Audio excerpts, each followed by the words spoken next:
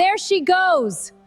The girl who thought she could reach into a $200 million fund and nobody would count.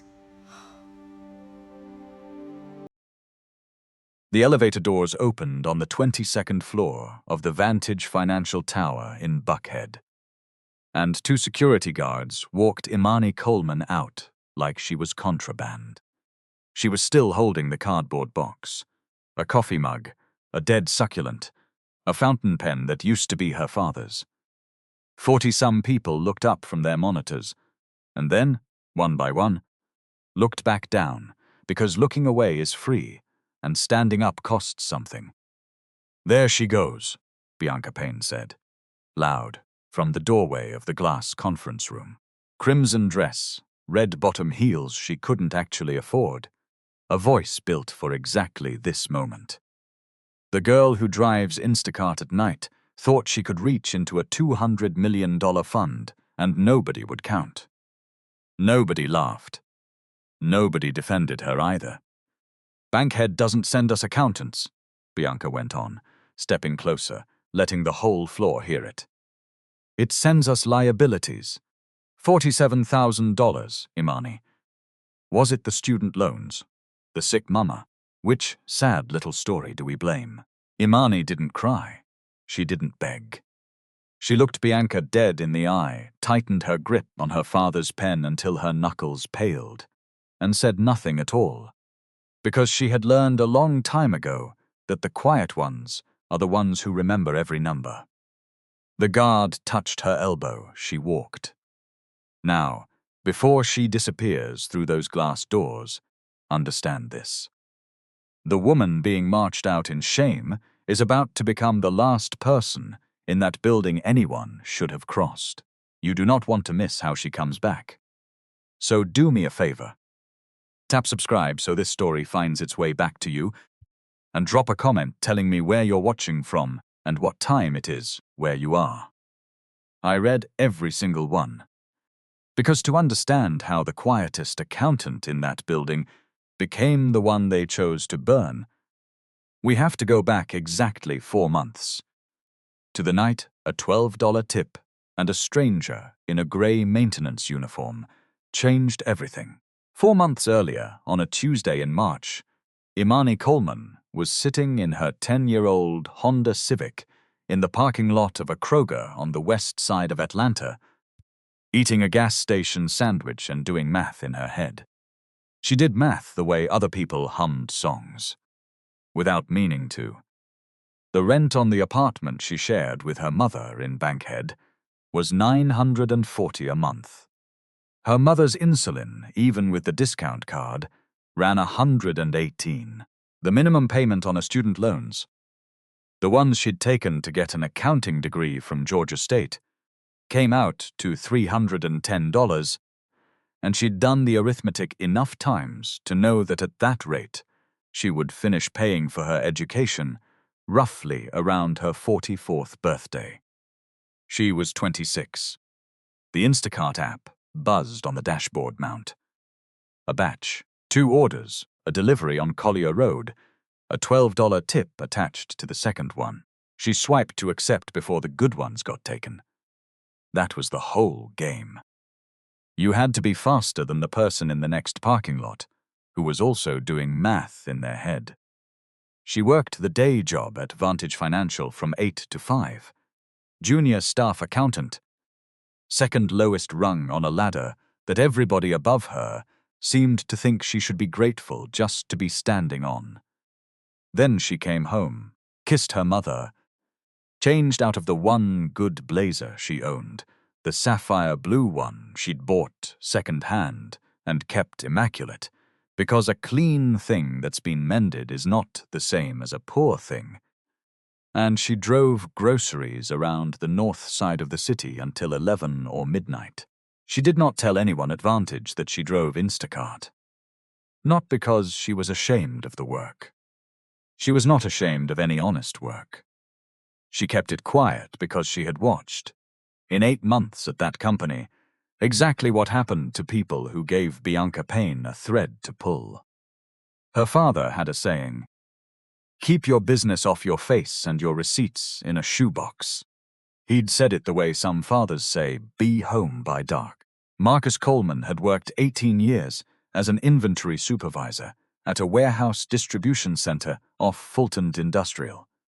And Imani had learned later, much later, that a man could do a job clean for 18 years and still be walked out the door for a shortage he did not cause, by people who needed the shortage to belong to somebody and who looked at a black man from Bankhead and decided he'd do.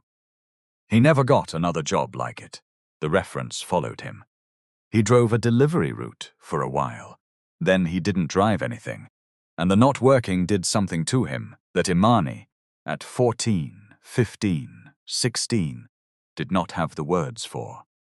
He died the spring she turned 16, and the paperwork that would have proven the shortage was a clerical reconciliation error, not theft. Surfaced in a settlement 11 months after the funeral. Too late to matter to him. Just in time to teach his daughter the only lesson that ever really stuck. Numbers don't lie, but people arrange them into lies all the time, and the only defense a person has is to be the one in the room who actually understands the arrangement. That was why she'd studied accounting, not for the money. There wasn't real money in it, not at her level.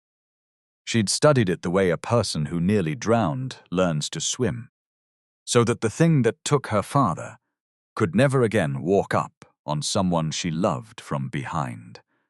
Wearing the face of a spreadsheet, the delivery on Collier Road that night went to a building she didn't expect. Not a house. An office park, half-lit, the kind of place where a certain kind of company keeps a certain kind of late hours. The order was for the 3rd floor, and the app said to leave it at the security desk, and the man at the security desk was not a security guard. He was older, maybe 65, in a grey maintenance uniform with a name patch that said D. Huff, and he was sitting behind the desk eating a cup of instant noodles. Because, he told her later, the vending machine had eaten his dollar, and he wasn't about to let it eat his dinner, too. He had reading glasses pushed up on his forehead and a paperback face down on the desk, and when she set the grocery bags down, he looked at the sapphire blazer she hadn't bothered to change out of, and then at the Instacart lanyard, and did the arithmetic that everyone did. Most people, when they did that arithmetic, adjusted how they spoke to her. He didn't. Long day, he said. Not a question. They're all long, she said. Have a good night, sir. She was already turning to go when he said, That's a good pen. She stopped. The fountain pen was clipped to the inside pocket of the blazer, barely showing. Most people never noticed it at all. It was my father's, she said. Schieferfer. They don't make them like that now. He nodded at it like it was an old friend of his and not a stranger's dead man's pen. You take care of it, I can tell. Some things you keep clean whether or not anybody's looking. That's not for them. That's for you. She didn't answer. She wasn't sure why the sentence landed the way it did, why it followed her out to the car and sat in the passenger seat the whole drive home. She'd hear it again, in her own head, 4 months later, standing in front of a board of directors with a manila folder in her hands. Here is what Imani did not know that night, and would not know for a long time. The man in the grey uniform was not a maintenance worker. His name was Dorian Hughes, and he was the founder and chairman of the private equity group that owned a controlling stake in Vantage Financial, along with the office park on Collier Road and a good deal of the skyline she drove past every night. 6 weeks earlier, the compliance division at one of his companies had buried a wrongful termination complaint that later cost the firm a public settlement and a very bad week in the trade press. Dorian had built his companies on a single conviction, learned the hard way from a father who'd swept floors at a bank that would never have hired him for anything else. and it was this: you cannot tell how a company treats people by asking the people at the top. You have to go stand where nobody performs for you. So a couple of nights a week, in a grey uniform, his own head of security had grumbled about issuing. He sat at desks and rode service elevators and emptied bins, and he watched how the people who thought no one important was watching treated the people they thought didn't matter. It was not a disguise to test anyone's love. He had a wife of 31 years for that. It was, he'd have said if you asked him, just due diligence done at the only depth that told the truth. He noticed the accountant with the good pen because of the pen, and because she'd said, "Have a good night." Sir to a man she thought scrubbed floors, and had meant it.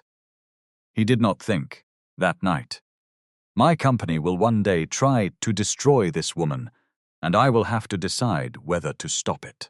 He just thought, there's one who keeps the thing clean when nobody's looking. And he filed her away. The way careful men file things away. Without a plan, only a note. Monday morning she was back on 22, at her desk in the pool of junior accountants, in the sapphire blazer, and the machine of an ordinary week closed over her head. The machine had a name, and the name was Bianca Payne. Bianca was a manager in the fund accounting group, 34, 3 years, and 1 MBA ahead of Imani, and she had a gift that Imani had come to think of as almost a kind of genius. If genius could be entirely wasted on cruelty, Bianca could find the exact place a person was tender and press on it in a way that never quite left a mark you could show anyone. She never yelled. Yelling was for people without options. Bianca smiled and complimented and delegated, and the smile was the knife. "Imani, sweetheart, you're so good with the tedious stuff," she'd say, dropping 4 hours of her own reconciliation work into Imani's inbox at 4:40 on a Friday. "It's honestly a gift. I could never have the patience. You must get it from, you know." A little wave of the hand at the whole idea of where Imani came from. The grind, the reconciliations would go up the chain with Bianca's name on them. When something went right, Bianca had done it.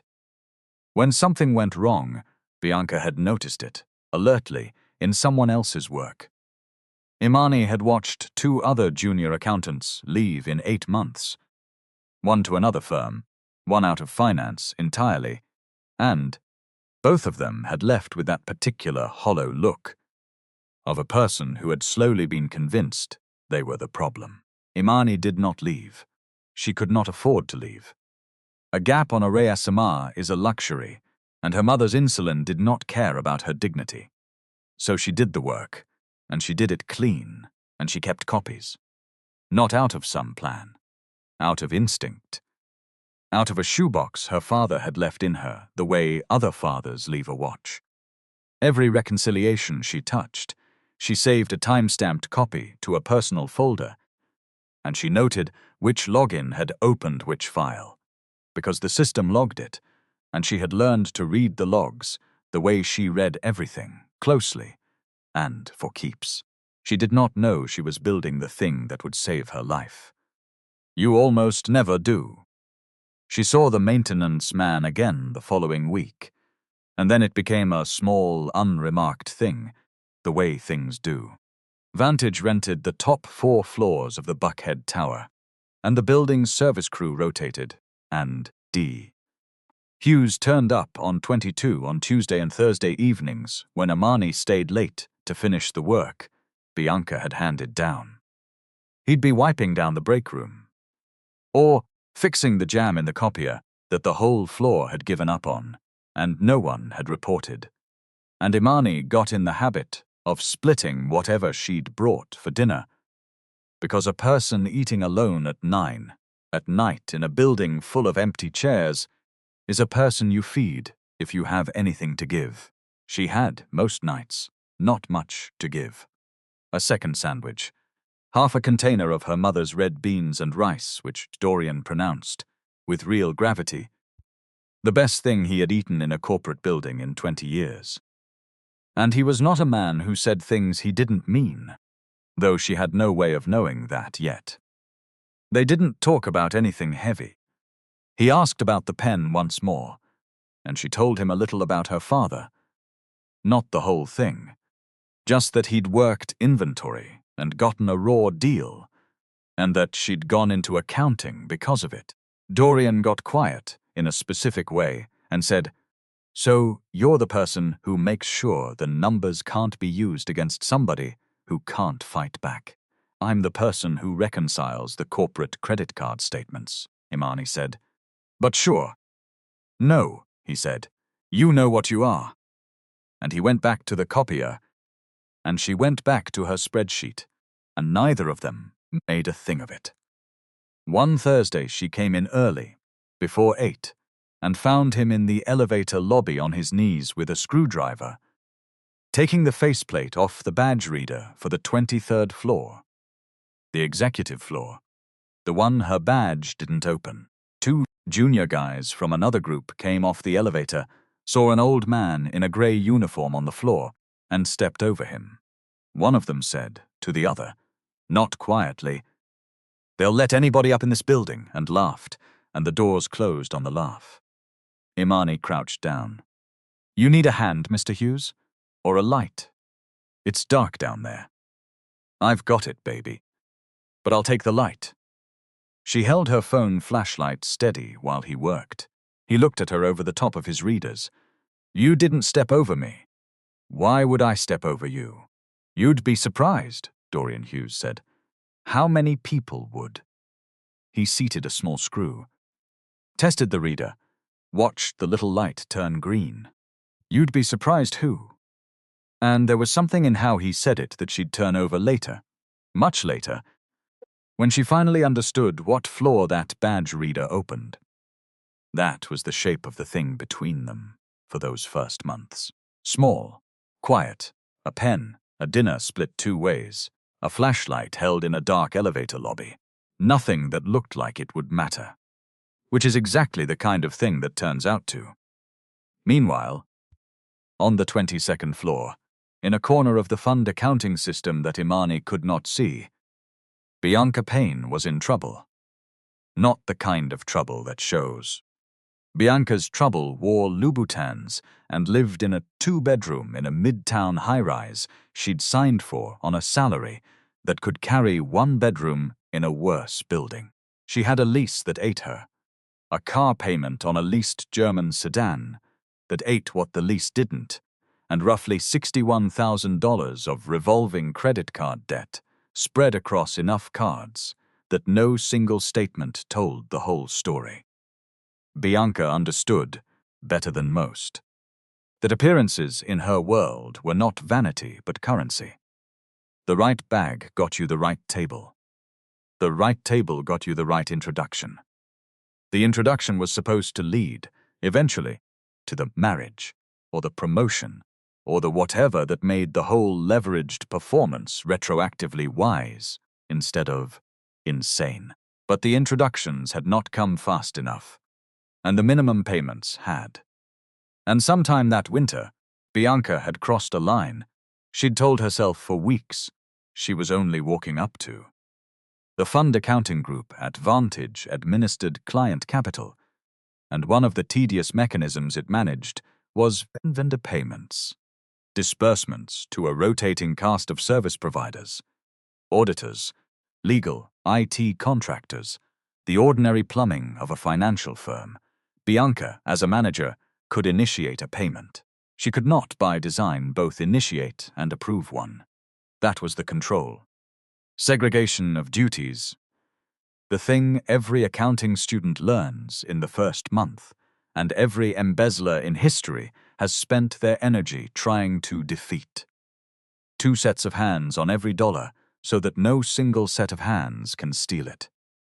Bianca had found the seam in the control, the way water finds the seam in a roof. She'd set up a vendor.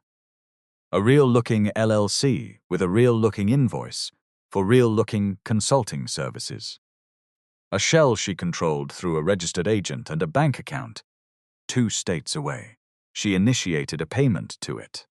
And then, for the approval, the second set of hands, she needed someone else's credentials, and she needed them to belong to someone who would never be believed over her, and who kept their head down, and who had no lawyer, no rabbi, no uncle on a board, no one who would make a phone call if things went sideways.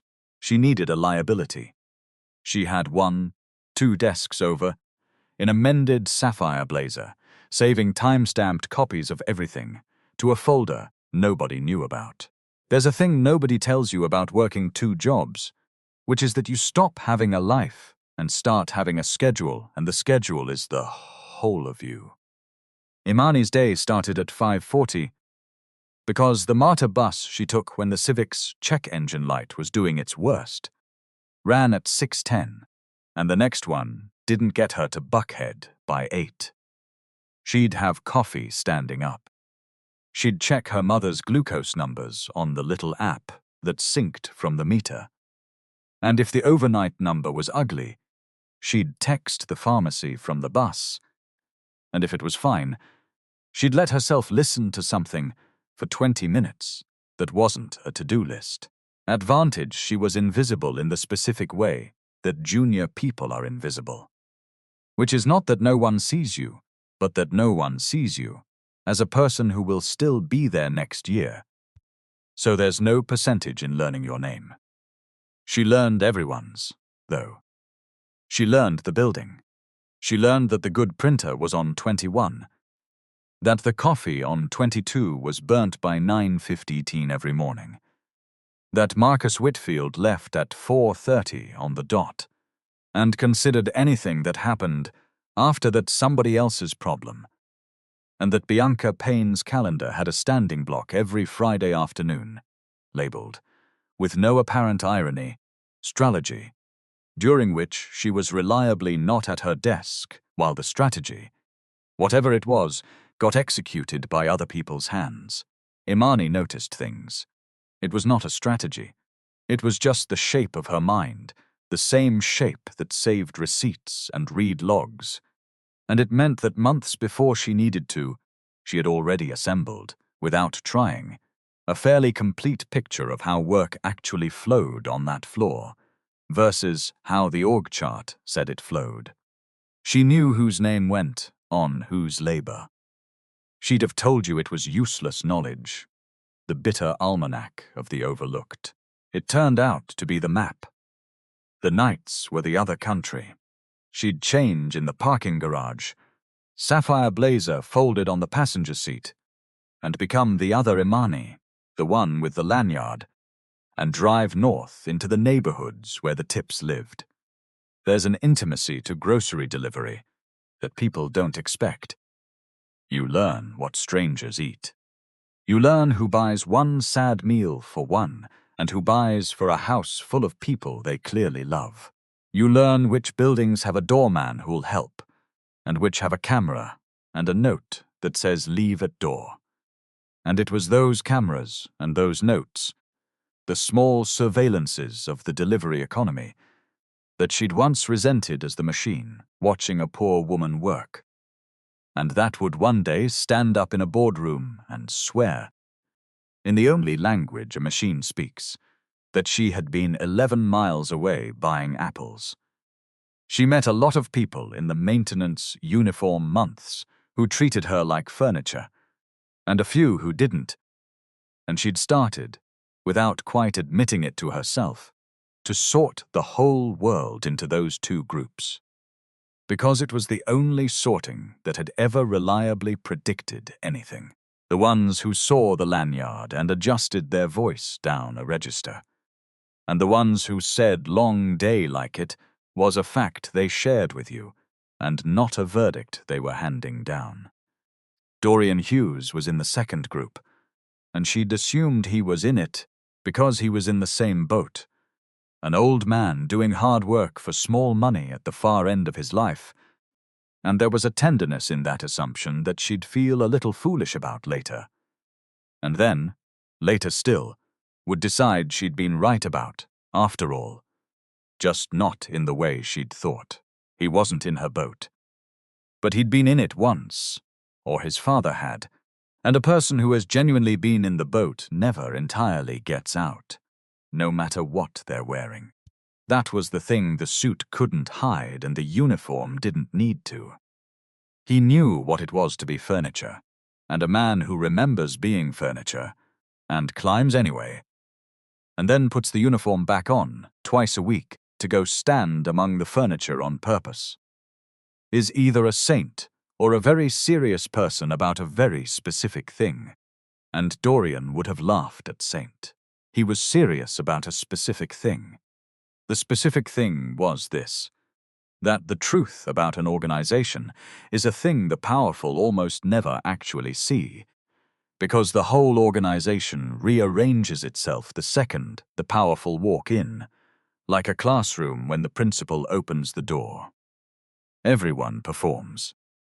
The performance is total, and it is unconscious, and it is, he'd have told you, the single greatest source of catastrophic decisions in American business. Executives making calls based on a reality that only exists when they're in the room. So he broke the loop the only way he'd found that worked. He became furniture, and furniture sees everything. The night it happened, Imani wasn't in the building. That detail is going to matter more than almost anything else in this story, so hold on to it. On the evening of Thursday, the 9th, at 8:47 in the evening, someone logged into the Vantage Fund accounting platform using Imani Coleman's credentials and approved a payment of $47,000 to a vendor called Meridian Advisory Partners, LLC. The payment had been initiated 2 days earlier under Bianca Payne's login. Initiated by one set of hands, approved by another. The control satisfied, the money gone. And at 8:47 that Thursday evening, Imani Coleman was standing in the produce section of a Publix on Howell Mill Road, 11 miles from the Buckhead Tower, holding her phone up so the Instacart app could confirm she had personally selected 6 organic Fuji apples for a customer named Gregory, who tipped that night $9. She did not know, of course, that a version of her was simultaneously sitting at a desk downtown moving money. She was buying apples. The app timestamped the photo of the apples. The app logged her GPS coordinates. The customer's building, when she delivered it 40 minutes later, had a camera over the lobby door that recorded a young woman in a sapphire jacket setting bags on a stoop at 9:31. She drove home. She kissed her mother. She slept. Bianca had thought about the timing in the way that clever people, who are not quite as clever as they believe, think about timing. She'd waited until after hours, when the floor was empty, when Imani, who she knew stayed late on Tuesdays and Thursdays, would presumably be up on 22 and unable to prove otherwise. What Bianca did not know, because she had never once asked Imani a real question about her life, was that the second job existed, that there was an entire parallel record of where Imani's body physically was, kept by a corporation with no stake in the matter and no reason to lie, stamped to the minute, backed up to a server in the cloud. Bianca had built her whole plan on the assumption that a girl from Bankhead had nothing. No lawyer, no leverage, no alibi. She had, in fact, the best alibi money can't buy, a boring, honest, exhausting night of work, documented by a machine. But that reckoning was months away. First came the accusation, and the accusation came fast. The quarterly internal audit advantage was scheduled for the 3rd week of the month, and Bianca had counted on the Meridian payment, slipping through as one line among thousands. She'd been sloppy about one thing, though, the kind of sloppiness that comes from doing something for the first time, with your heart going like a fist against your ribs. The invoice she'd generated for Meridian Advisory Partners used a template with a metadata trail. And the audit that quarter was not the usual rubber stamp, because 6 weeks earlier, a chairman none of them had ever met in person, had quietly instructed the firm to bring in an independent forensic accounting team and to look, this quarter, a little harder than usual at vendor disbursements. Nobody on 22 knew why. They grumbled about it, the way people grumble about a fire drill. Bianca grumbled loudest and felt the first cold finger of fear and made a decision that turned a theft into a frame.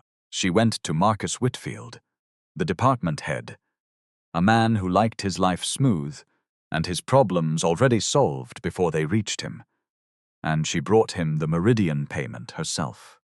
Discovered it, flagged it, played the role of the diligent manager who'd found something troubling in a subordinate's work.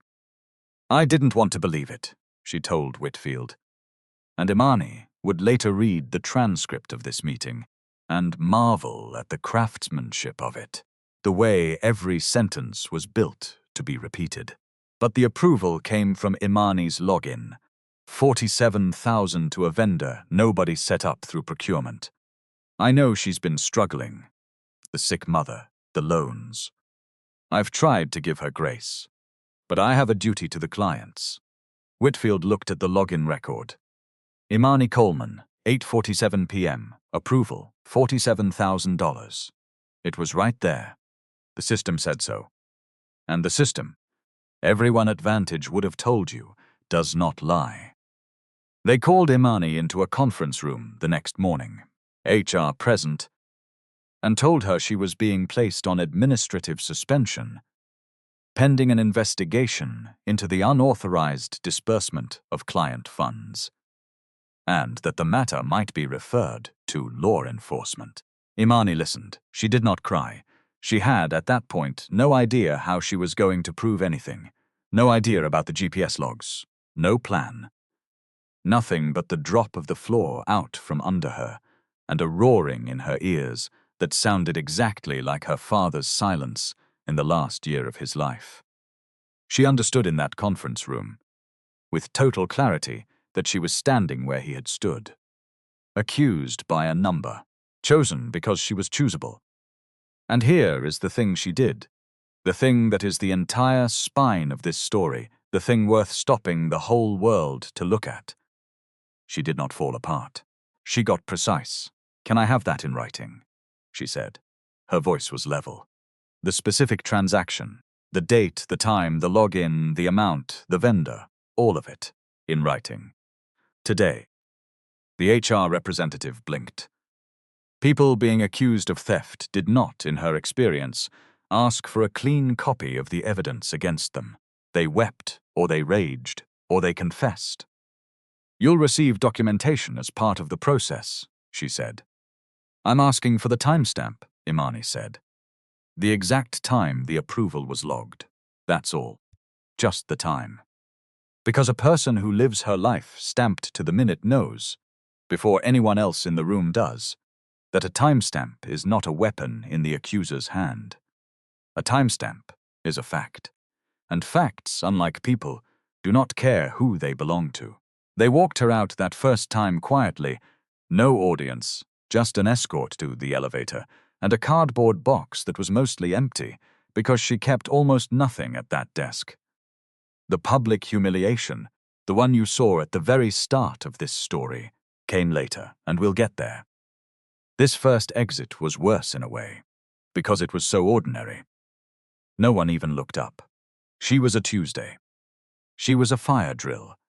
She sat in the 10-year-old Civic in the parking garage for a long time before she trusted her hands to drive. Then she went home, and she did not tell her mother the whole of it, because Yvonne Coleman had a heart that had already been asked to carry too much, and a body that turned every worry into a spike in a number on a glucose meter.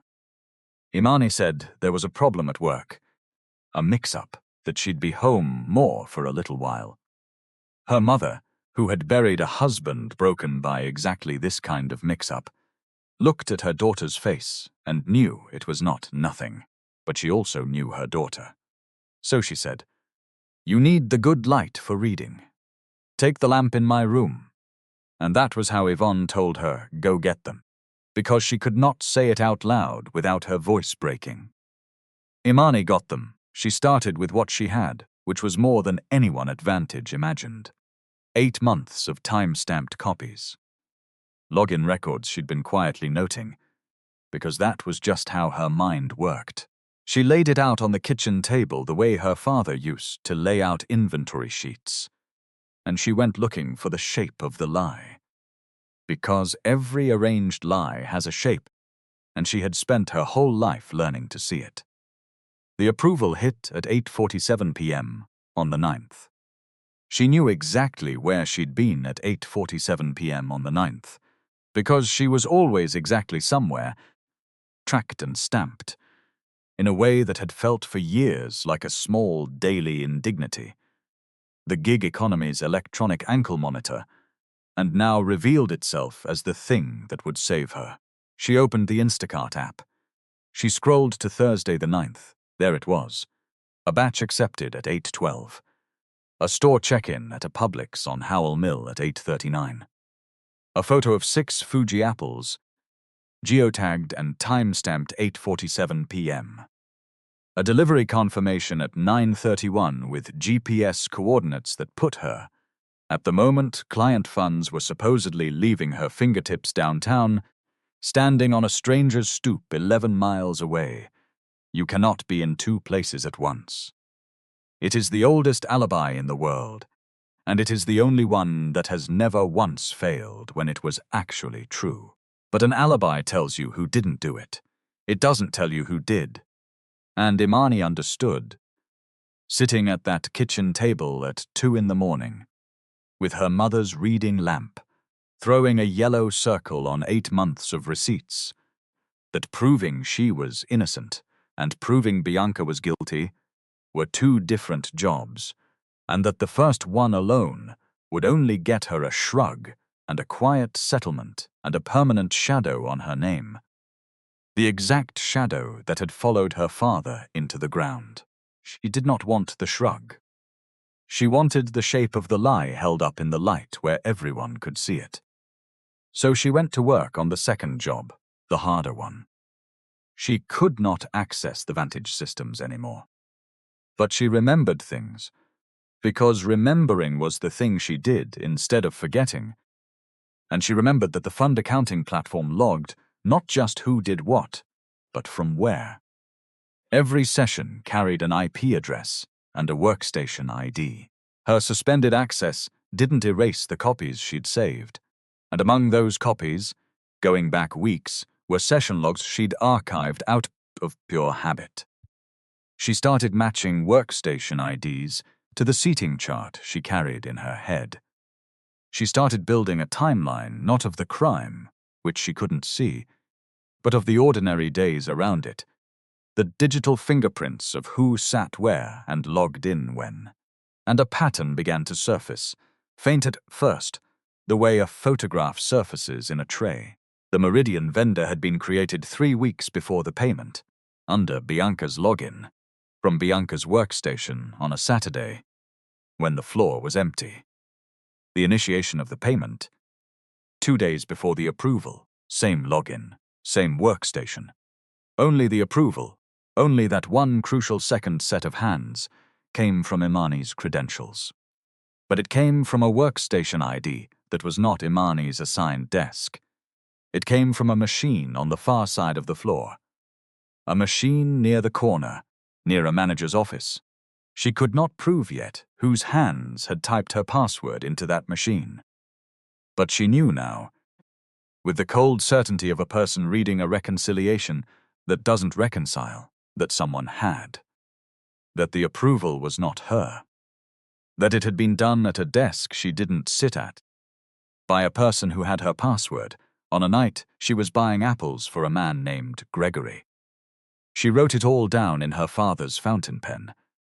Because some things you do with the good pen, 2 floors of gossip and 1 boardroom away, without Imani knowing any part of it, another investigation had started, and this one had teeth she couldn't have imagined.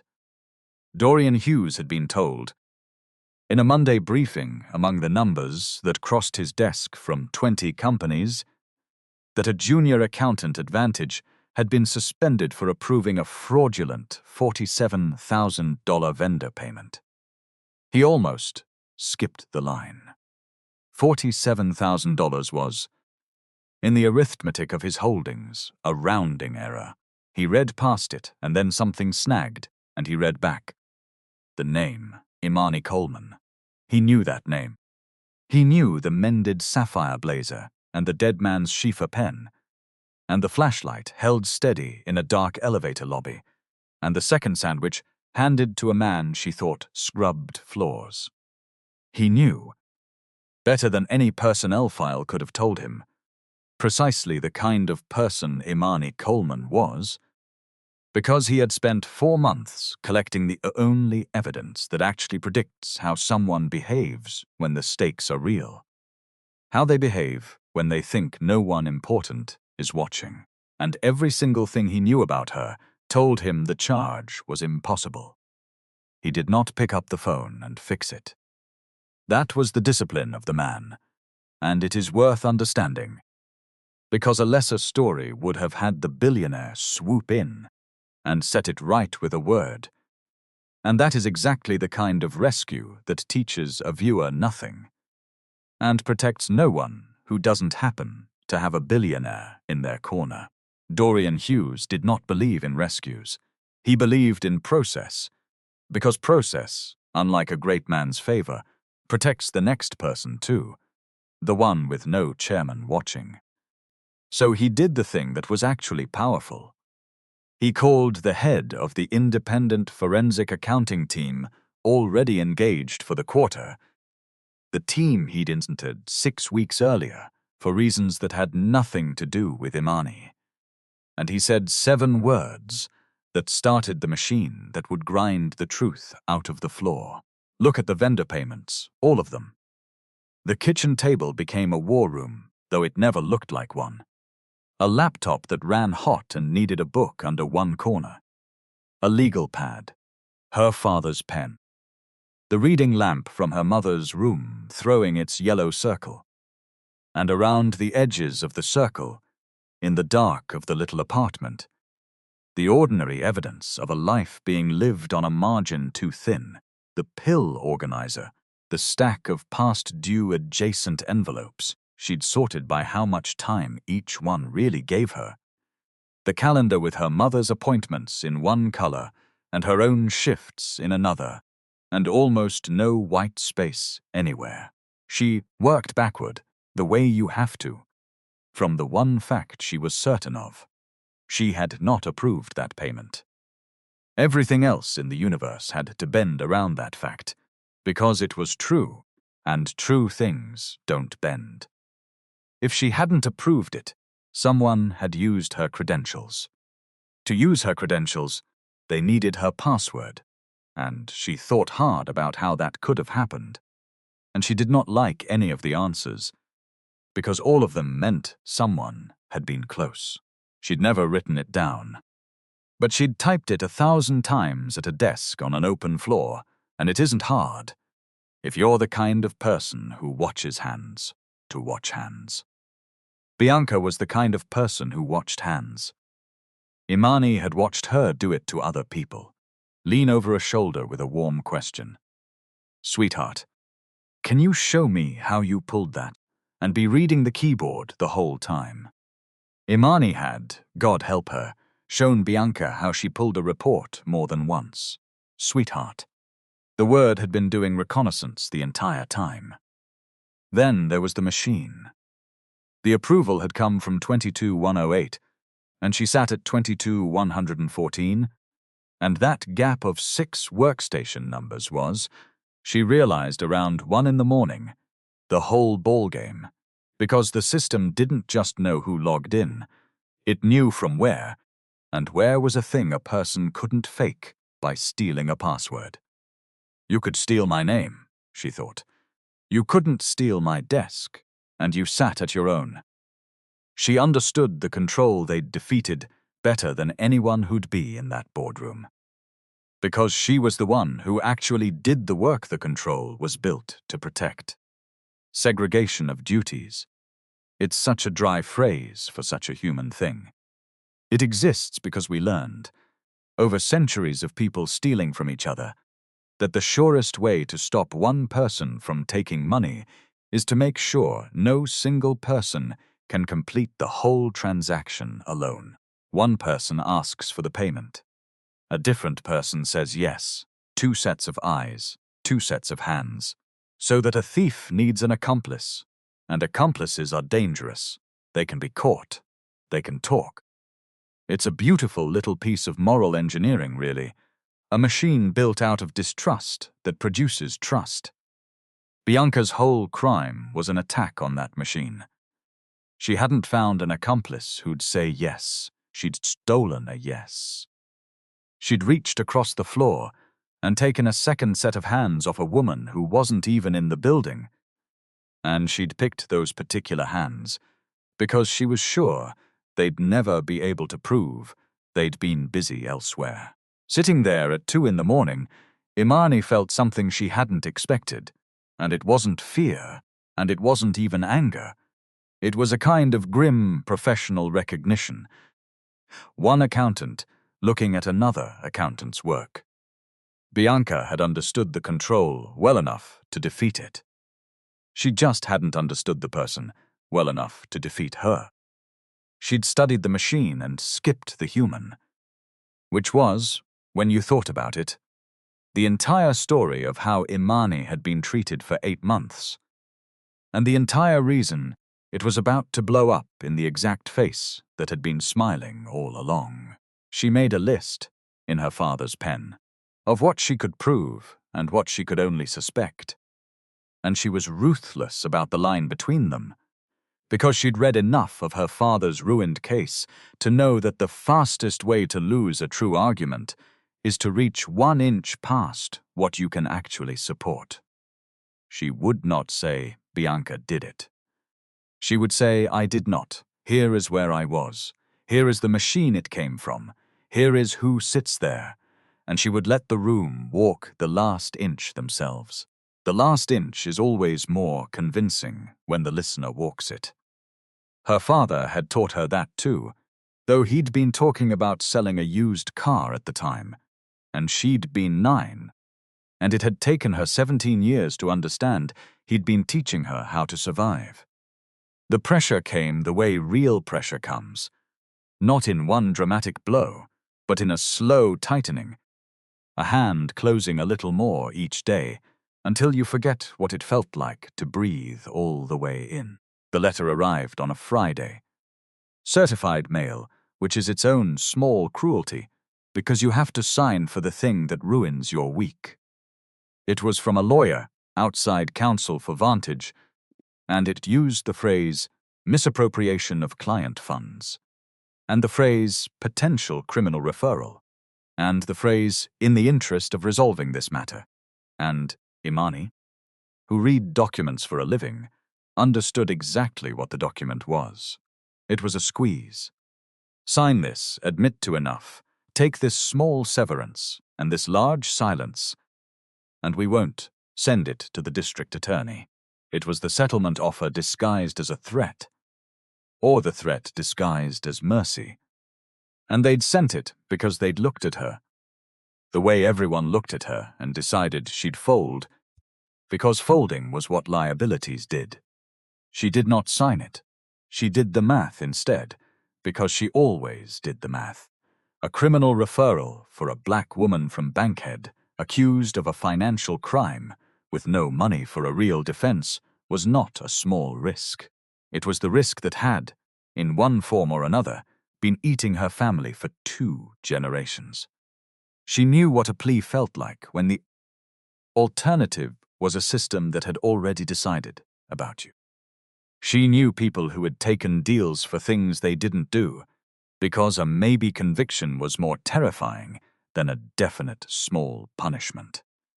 She was 26, and she was staring straight down the barrel of the exact machine that shot her father, and everything in her that was tired.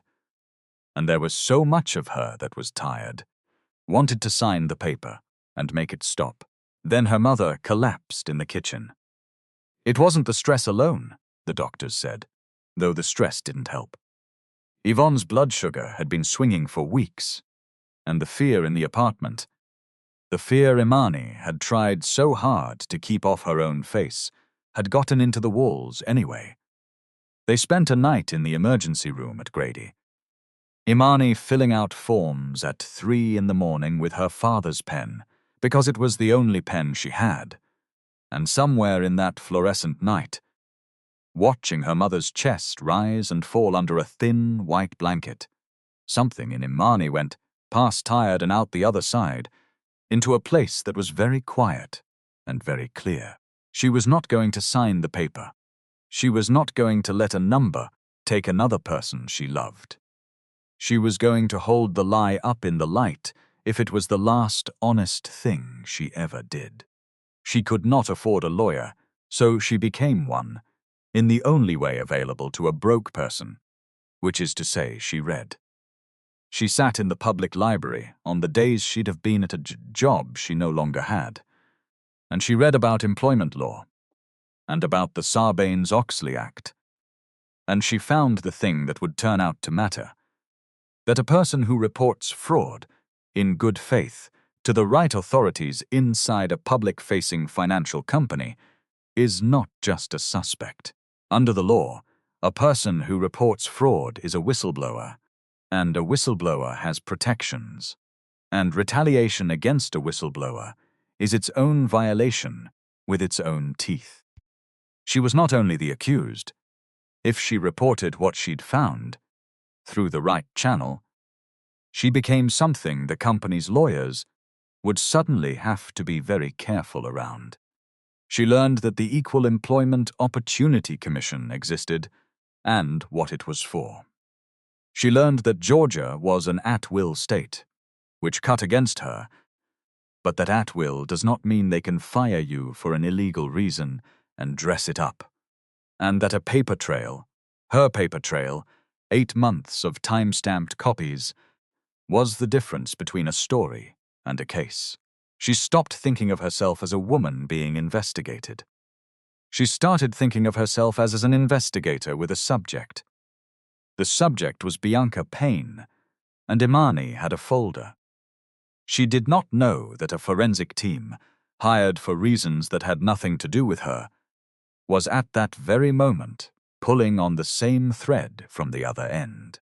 She did not know that the metadata on a Meridian Advisory Partners invoice, the sloppy template Bianca had used with her heart pounding, carried an author field that did not say Imani Coleman.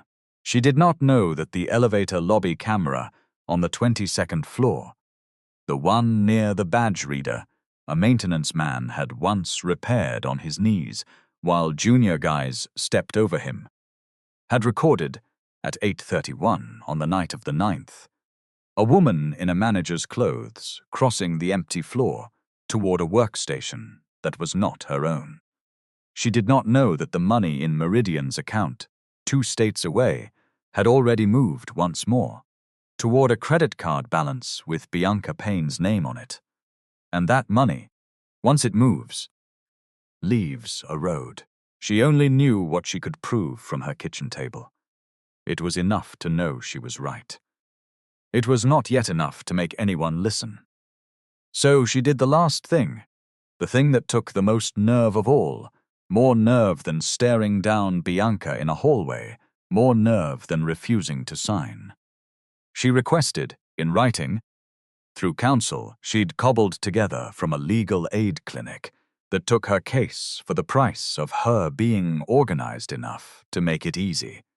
A formal, internal hearing, a chance to present her findings before the company acted further.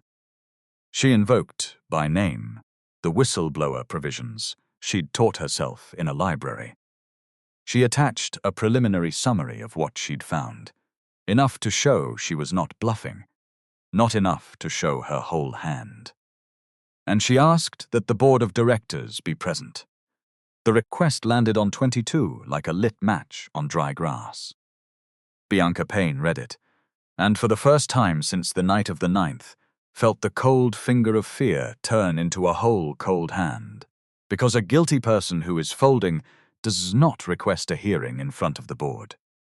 Only a person who has found the shape of the lie does that.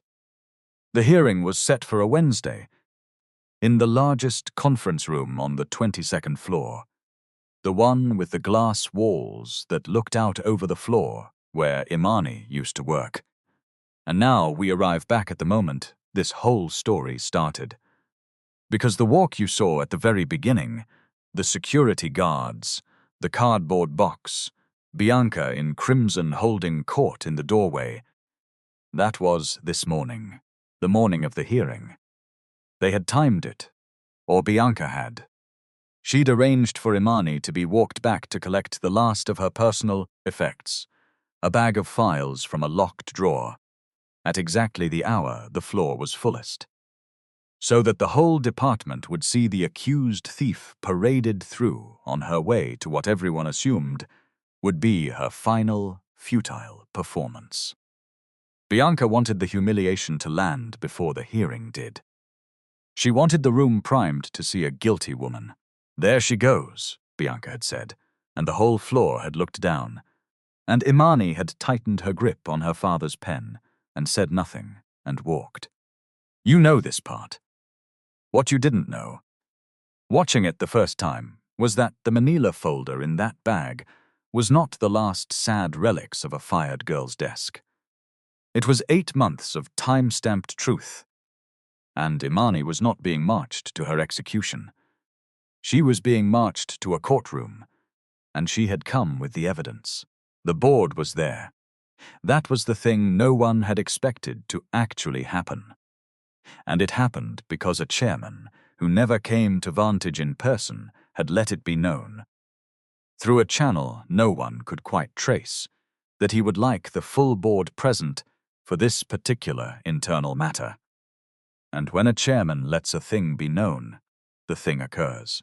7 directors around the long table. Marcus Whitfield at one end, sweating lightly. Outside counsel for the company, a silver-haired man with a legal pad and the relaxed posture of someone who had never once expected this meeting to be hard. Bianca Payne, seated near the front, crimson dress, hands folded, wearing the particular serenity of a person who believes the fix is in, because she is the one who fixed it. And Imani, in the sapphire blue blazer, mended and immaculate, with a folder and a pen, and a legal aid attorney beside her, who was young and underpaid, and, it would turn out, entirely sufficient. Whitfield opened it. He laid out the charge in the flat voice of a man reading someone else's script. Unauthorized approval, $47,000. Imani Coleman's login, 8:47 p.m., the 9th. The system record. He said the system record, the way people in that building always said it, as if the phrase itself closed the matter, as if the machine were a kind of god that did not err. Bianca was invited to speak, and she was good, she was genuinely good, and Imani watched her, the way you watch a magician you've already figured out, with a strange cold admiration for the skill of the hands. Bianca spoke of grace extended, and duty owed, and struggling subordinates, and leadership's painful obligations. She did not overplay it. She let a small catch into her voice, at exactly one moment, on the word clients, and Imani saw 2 of the directors soften, and understood that if she had walked into this room with only her innocence and her outrage, she would have lost. But she had not come with outrage, she had come with a timestamp. Mrs. Coleman, Whitfield said, and there was pity in it, the pity you extend to someone about to embarrass themselves. You requested this hearing, you may respond to the allegation. Imani stood. She did not raise her voice. Everything Bianca did with warmth, Imani did with cold, and the room, which had been arranged to receive a performance of grief, did not know what to do with a person who simply began, quietly, to lay facts on a table like a dealer laying cards. The allegation, she said, is that at 8:47 p.m. on Thursday the 9th, I approved a payment of $47,000 to Meridian Advisory Partners. I'd like to begin with where I was at 8:47 p.m. on Thursday the 9th. She slid the first page across the table. It was a printout from the Instacart platform. A batch record. A store check-in. A geotagged, time-stamped photograph of 6 Fuji apples in a grocery cart at a Publix on Howell Mill Road at 8:47 p.m., 11 miles from this building. This is a photograph I took with my own phone on the platform's app. At the exact minute the approval was allegedly entered from my login downtown, she said. The platform logged my GPS location. It logged the time to the second. I have the delivery confirmation from 9:31 that same evening, also geotagged, also 11 miles from here. I drive for a grocery delivery service in the evenings. I have never told anyone in this company that, because I understood how it would be used against me. Tonight, it's the thing that proves I could not have been at a Vantage workstation approving a payment. Because at that minute, I was standing in a Publix, buying apples for a customer named Gregory, who tipped me $9. The silver-haired attorney stopped writing. A person cannot be in 2 places at once, Imani said. The system recorded my login approving a payment downtown. A different system, one with no interest in this dispute, recorded my body 11 miles away. Both records are time-stamped to the minute. They cannot both be me. One of them is me buying apples. The other one is someone using my credentials. She let that sit. She had learned, from a man in a grey uniform, the power of the thing you leave unsaid, and she left it unsaid and watched it work its way around the table. Then she reached for the second page. If it was someone using my credentials, Imani went on, then 2 questions matter. From what machine, and by whom? I can answer the first one completely. I can take you most of the way to the second. The second page was a session log. She'd archived it weeks before any of this, out of the habit her father had planted, and she'd cleaned it up and printed it large enough to read from across a boardroom. Every session on the fund accounting platform is stamped with a workstation ID. My assigned desk is workstation 22-114. Here is a month of my own logins, every one of them from 22-114, because that's where I sit. She traced the column with the pen. Now here is the approval on the night of the 9th. Same login, my login. Different workstation, 22108. She looked up. 22108 is not my desk, it's across the floor. It's the workstation directly outside the office belonging to the fund accounting group's management. I couldn't tell you from a log alone whose hands were on that keyboard at 8:31 that night. But I can tell you it was not my desk. And I can tell you I was buying apples in a Publix. And I can tell you that whoever approved that payment did it from a machine 8 feet from a manager's door. The temperature in the room changed. You could feel it change. 2 of the directors turned their heads very slightly, not quite looking at Bianca, which is a way of looking at someone that is louder than staring. Bianca's attorney, the company's counsel, leaned into his role. Miss Coleman, workstations are shared. Logins get left open. This is speculation dressed up as forensics. You've shown us you were somewhere else. Fine. Perhaps you left yourself logged in. Perhaps a colleague used your session in good faith. None of this establishes wrongdoing by any specific person. It establishes that you're a careless employee who left her credentials exposed. It was a good move. Imani would give him that later. It conceded the alibi and tried to shrink the whole thing down to sloppiness, hers. You're right that a log alone doesn't put a face at a keyboard, Imani said. So let's put a face at the keyboard. She slid across the third page. This is a still frame from the security camera in the elevator lobby of this floor. The building's cameras are on a separate system from ours, retained for 90 days, controlled by building management, not by Vantage. I requested it through my attorney, and the building produced it. Because it's a common carrier, and it doesn't care who wins this meeting. The timestamp is 8:29 p.m. on the 9th. It shows a person crossing the empty floor from the direction of the management offices toward the accounting workstations. The face is turned. But the clothing is visible, and the build is visible, and the time is 2 minutes before someone sat down at 22:108 and used my login to approve a payment I have just proven I could not have approved. She did not say the name. She was learning that the strongest verdict is the one the room reaches half a second before you say it. So that when you finally do say it, you are only confirming what they've already decided. I'm not able, from these 3 documents alone, to tell you with certainty who is in that photograph, Imani said, which was true, and which was also the most devastating sentence she could have chosen, because it forced every person at that table to finish it themselves. What I can tell you is that the payment didn't come from me, that my identity was used as the second signature on someone else's theft, specifically because I was the person in this department least likely to be believed and least able to fight back. That is not an accident. Choosing the quietest person in the room to carry your crime is a strategy. It is a very old strategy. It counts on that person having no receipts. She set the pen down on the folder. I had receipts. For a moment, nobody spoke. Then Bianca Payne made the mistake that guilty people almost always make when they feel the floor tilting, the mistake of speaking when silence was the only thing left that could have saved her.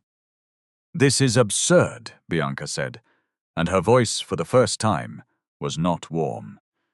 "You're going to take the word of a grocery delivery driver over 8 years of my career. She's been coached. Somebody's coached her. Look at her. She can barely afford the blazer, and now she's got a lawyer and forensic printouts. Where does a girl from Bankhead get forensic printouts?" She was standing now, and she'd raised her voice, and the serenity was gone, and every single person in that room heard the thing under the words, the contempt that had been running the whole machine from the start. "This is a setup. She set me up. She's the thief, and she's decided to drag my name through the mud because she got caught. Because that is what these people do when they get caught. They cry victim, and they find some soft-hearted euros. Mrs. Payne." Whitfield's voice sharp with alarm. But it was already out. These people. It hung in the air the way the coffee had never actually hung in the air. Because Imani had made sure to leave the melodrama out of her own account, and Bianca had walked in and supplied it herself, in front of 7 directors, on the record. And that was the moment the door at the far end of the conference room opened. The man who walked in was not wearing a grey maintenance uniform. He was wearing a suit the color of a moonless night, cut by someone who understood that real power never needs to shine. And he moved into the room with the unhurried certainty of a man who has never once in his life had to hurry into a room. Imani knew the face before her mind would let her believe the rest of him. The reading glasses were the same. The eyes over the top of them were the same. The eyes that had looked at a dead man's pen and said, "You keep the thing clean, whether or not anybody's looking." "Please, sit," Dorian Hughes said to a room that had all risen without deciding to. "Mrs. Payne, you especially. You'll want to be sitting." Whitfield made a sound that wasn't a word. One of the directors said, "Chairman," in a tone of pure astonishment, and that single word did more to reorder the room than any speech could have, because it told Bianca Payne exactly who had just heard her say these people. "I've been sitting in this building for 4 months," Dorian said. And he did not raise his voice either, because the two people in that room who genuinely held power, it turned out, were the two who never needed volume. 2 nights a week, in a maintenance uniform, at that desk out there, on my knees fixing a badge reader that had been broken for a month, that none of you reported. I do this at all my companies. You cannot learn how an organization treats people by asking the people it treats well. You have to go stand where the organization thinks nobody's watching. He set a bound report on the table. It was thick. It had the seal of an independent forensic accounting firm on the cover, the kind of firm that charges by the hour and does not care whose career its findings end. 6 weeks ago, for reasons that had nothing to do with anyone in this room, I instructed an independent team to examine every vendor disbursement this fund made this quarter. Not because of Miss Coleman. I didn't know Miss Coleman was in any trouble until last Monday, when her name crossed my desk on a suspension notice. And I read it, and I knew, before I opened a single file, that it was wrong. He looked at Imani then, just for a second, and there was something in it that was not pity and had never once been pity. I knew it was wrong because I know who she is. I have watched her hand a second sandwich to a man she thought scrubbed floors at 9 o'clock at night, more times than she remembers. I have watched her hold a flashlight steady in a dark elevator lobby for a stranger, while 2 of your rising stars stepped over him and laughed. Character is not what a person does when the chairman is watching. It is what they do when they are certain he is not. I have 4 months of evidence about Imani Coleman's character, and none of you have any, because none of you ever looked. He opened the report. But I don't run companies on my instincts about people. Instincts protect the person you happen to like. Process protects everyone, including the next accountant, the one I've never met. So I let the independent team do its work, and here is what it found. And it is not my opinion. It is a forensic finding, and it is going to be forwarded, in full, to the appropriate authorities, regardless of what anyone in this room wishes. He read it the way Imani had read her pages, flatly, letting the facts do the violence. Meridian Advisory Partners was a shell. Registered 3 months earlier through a registered agent service, with a single beneficial owner, reachable only through a mail drop. The forensic team had traced the $47,000 from Meridian's out-of-state account through one intermediate transfer to a payment against a personal credit card. The credit card belonged to Bianca Payne. Her name was on the account. The road the money left, the road that money always leaves, ended at her door. The invoice that authorized the payment had been generated from a template whose metadata author field read, not Imani Coleman, but a device registered to Bianca Payne. The vendor had been created from Bianca's login at Bianca's workstation on a Saturday. The payment initiated from the same login and machine, and the approval, the single action performed under Imani's credentials, had come from workstation 22-108 at 8:33 p.m. on the 9th. 2 minutes after the elevator lobby camera recorded a woman in a manager's clothes crossing the floor. And the building's second camera, the one over the far corridor that Imani had not even known to request but the forensic team had, showed that same woman's face clearly, unturned, at 8:34. Sitting down at 22-108. "I'll spare us the still frame," Dorian said, and closed the report, and looked at Bianca Payne, who had gone the specific gray of a person watching their own life leave the building. "You know whose face it is. So does everyone at this table now." Then he did the thing that separated this from every cheap story of revenge, the thing that made it worth all the minutes you've spent here. "Mrs. Payne, you're terminated, effective now, and the forensic report goes to the district attorney's office this afternoon. Because embezzlement of client funds is a crime, and a crime is not a private matter I get to forgive to keep things quiet. That's the part that matters, not that you were cruel to her. Cruelty isn't illegal, more's the pity. But you didn't just steal money. You reached for the person you decided didn't count, and you tried to nail your theft to her because you were certain she had no receipts. You were wrong about the receipts. You were wrong about her. And you were wrong, most of all, about what this company is going to be from today forward. Bianca Payne was escorted out that afternoon, and there was no crowd arranged to watch it. Because Dorian Hughes did not believe in trading one person's humiliation for another's. She walked out the way Imani had first walked out, quietly, past a floor that mostly didn't look up. The parade she'd staged for someone else was, in the end, the one thing she was spared. Not out of mercy exactly, but because the man in charge had decided that this company was done making theater out of a person's worst day. The forensic report went to the district attorney.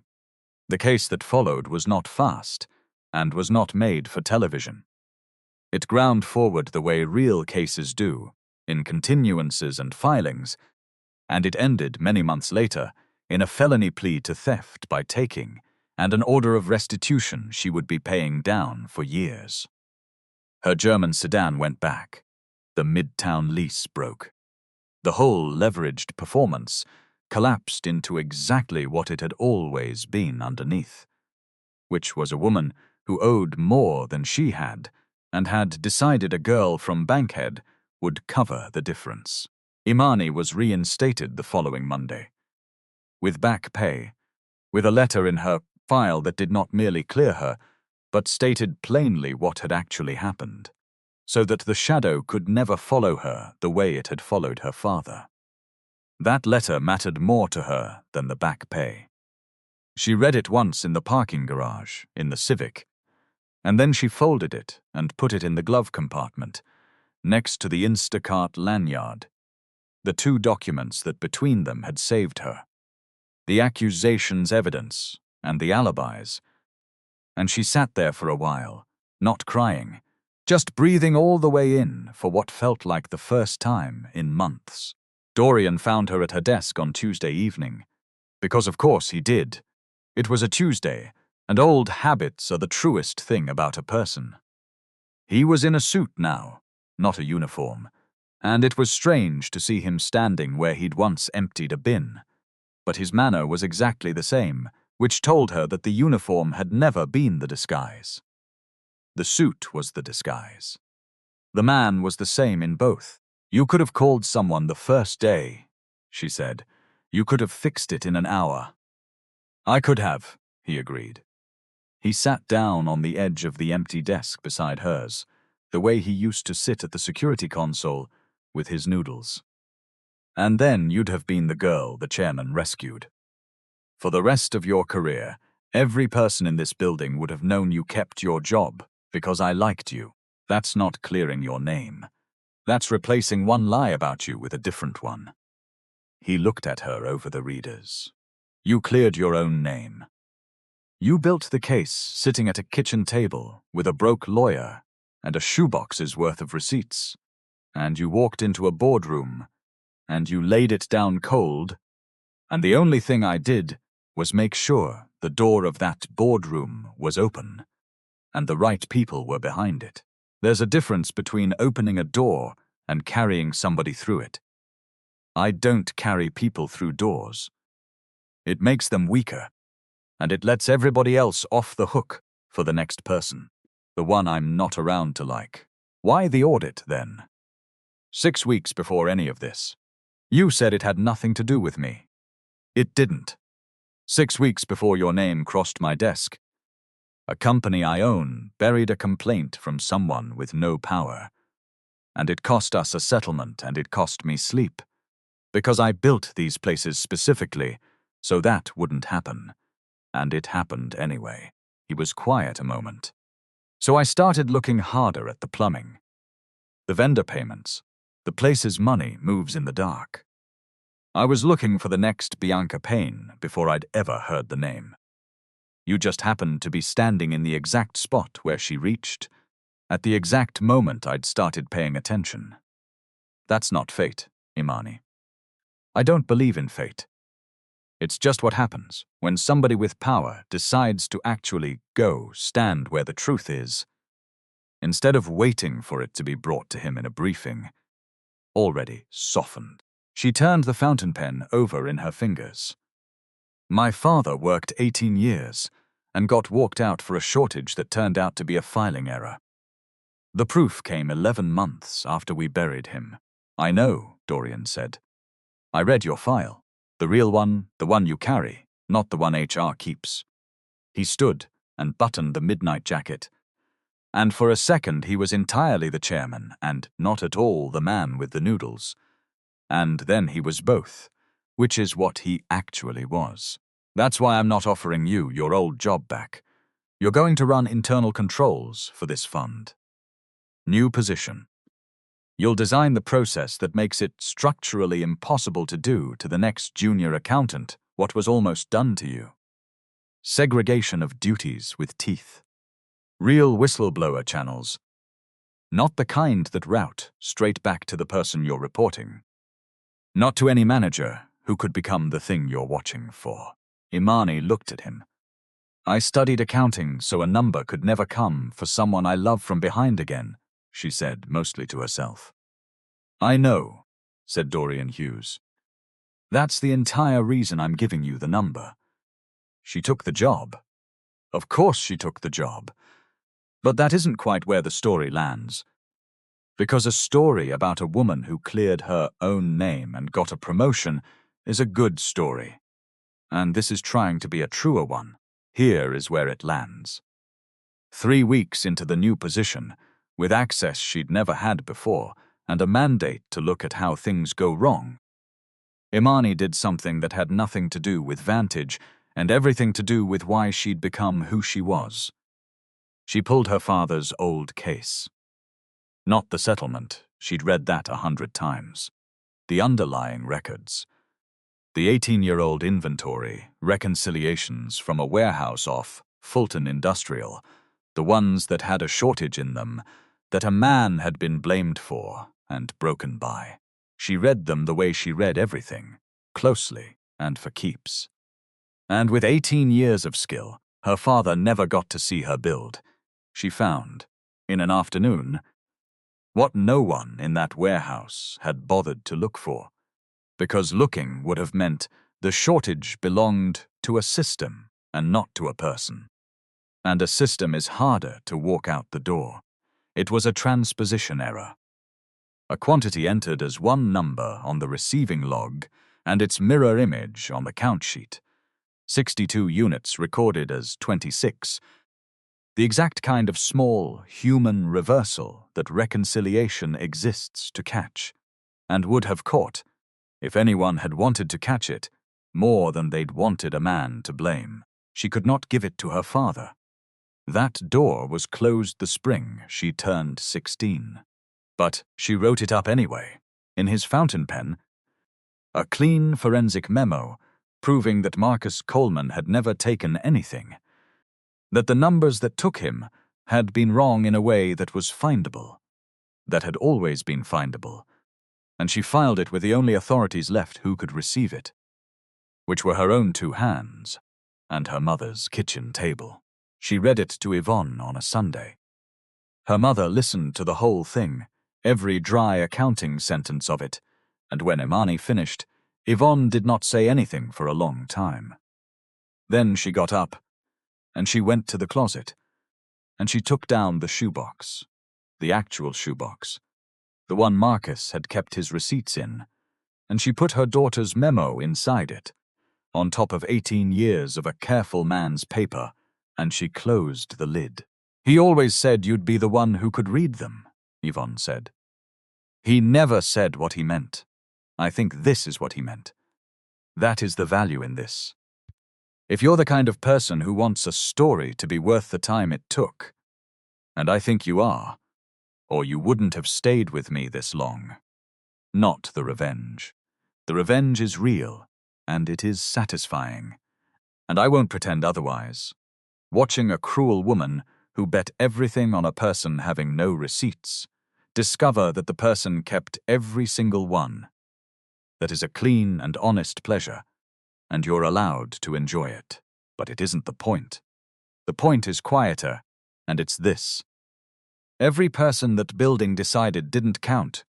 The accountant from the wrong zip code, the maintenance man they stepped over, the delivery driver stamped and tracked and treated like an ankle monitor with a person attached. Every one of them was, the whole time, keeping something clean when nobody was looking. And the day the stakes got real, the receipts were with the people who'd been quietly keeping them. And the power was with the man who'd bothered to go stand where the truth was. And the whole arrangement that cruelty depends on, the arrangement that says some people can be reached for because they have nothing, and no one, came apart in a single afternoon because it had always been built on a lie. The lie is that some people don't count. They count. They were counting the whole time. That's the thing about the ones who keep the receipts. Imani kept the sapphire blazer, the mended one, even after she could afford better, and she still had it, pressed and clean, hanging in the closet next to the shoebox. She kept the Instacart lanyard in the glove compartment. She quit driving nights. Eventually, when the new salary made the math finally, mercifully close. But she never got rid of the lanyard, because it had told the truth about where she was on a night when a machine downtown was telling a lie about her. And you don't throw away a thing that told the truth for you. And on Tuesday and Thursday evenings, when she stayed late, she still brought 2 of whatever she'd packed for dinner. There was no maintenance man to split it with anymore. But there was always somebody in that building, working late and eating alone, some junior person low on the ladder, and Imani had a long memory and a second sandwich, and she'd learned from a man in a grey uniform that the whole measure of a person is what they do when they're sure nobody important is watching. She was by then somebody important. She kept doing it anyway. Before you go, let me talk to you plainly for a minute, storyteller to listener, because a story like this earns its keep only if it leaves something real in your hands. Everything Imani did to save herself is something a real person can actually do, and most people never learn it until they're already drowning. So learn it now, while it's calm. If you are ever accused of something at work, and the evidence is a system record with your name on it, remember that a login is not a witness, it's a lock that can be picked. And the most powerful thing you can ask for is the exact timestamp. Because your own life is stamped in a dozen places you've forgotten. Your phone, your card swipes, the app that tracks your car. And the truth about where your body was is almost always recoverable if you go looking before the memory fades. Keep your own copies of your own work, not out of paranoia, out of the same instinct that makes you keep receipts. A quiet paper trail is the difference between a story nobody believes and a case nobody can dismiss. And know your protections, because they're real, and they vary, and they will not come find you. In the United States, whistleblower protections for employees who report financial fraud in good faith are grounded in federal law, including the Sarbanes-Oxley Act, but how they apply depends heavily on your employer, your industry, and your state. So this is general information and not legal advice, and if this is happening to you, talk to an actual attorney, because a real lawyer beats a library every time, even when the library is all you can afford at first. If you believe you've faced discrimination or retaliation at work, the Equal Employment Opportunity Commission takes those reports at 1-800-669-4000. If you're an older person or you love one, And someone is using numbers and fear to take from them the way this story's system once took from a good man. The National Elder Fraud Hotline is 1-833-372-83111. And if the weight of any of this has ever pressed on you, the way it pressed on Imani in that emergency room at 3 in the morning, if it's gotten heavier than you can carry alone, the 988 Suicide and Crisis Lifeline is there, all day and all night. Just dial 988. Numbers can be used to hurt people. They can also be the exact thing that saves them. It depends entirely on who's willing to read them carefully, and on whose side that person decides to stand. I'll tell you the honest reason this one stays with me. It's not the boardroom. Boardrooms are easy to imagine. It's the second sandwich. It's a tired woman at 9 at night, handing half her dinner to a man she believes has nothing to give her back, for no reason at all except that a person eating alone is a person you feed if you have anything. She didn't do it because it would pay off. It paid off, but that's not why she did it.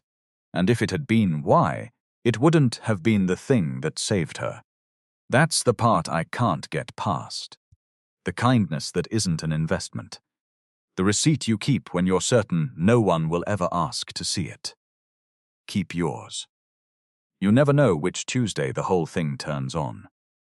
If this story moved you, tell me in the comments where you're watching from and what time it is where you are right now, because I genuinely read them, and it means something to know who's out there in the dark listening.